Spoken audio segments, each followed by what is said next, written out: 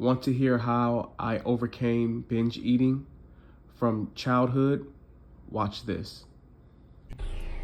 So, despite being an athlete since the age of 6, I've always struggled with being overweight and maintaining the weight loss that I would have all throughout my life. My first struggle came from playing pound football at an early age, where my peers that were my age and kids that were 2 to 4 years older than me, I weighed more than them. So for 3 years, at the ages of 7, 8, and 9, those 3 years I had to lose 20 pounds just to be able to play with kids who were 2 to 4 years older than me, because I weighed so much more than everybody else. Those 3 years was my first experience of crash dieting and binge eating, and this cycle lasted all throughout my life.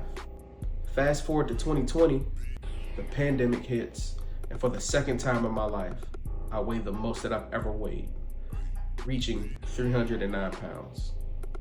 So, with it being the pandemic, having lots of time on my hands, I found myself disgusted and disappointed that I had allowed myself to get back to this point.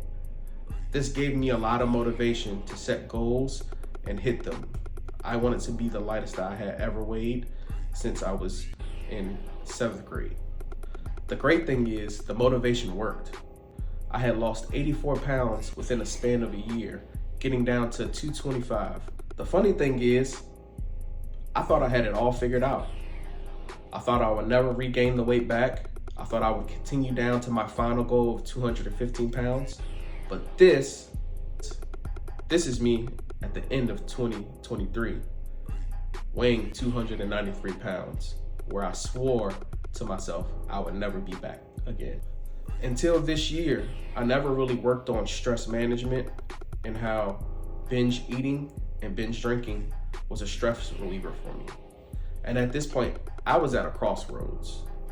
I had to really deep dive into my relationship with food and alcohol and come up with a plan that was sustainable for me for the rest of my life. I call this the Refine, Nourish, Transform method.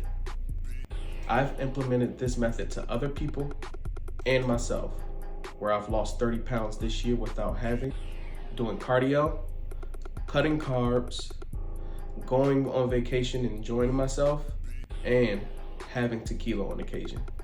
That's the good stuff. If you're interested in hearing more, comment below the letters R, N, T in the comment section below, and I'll send you my Facebook link of my Facebook group where I'll be talking more about this.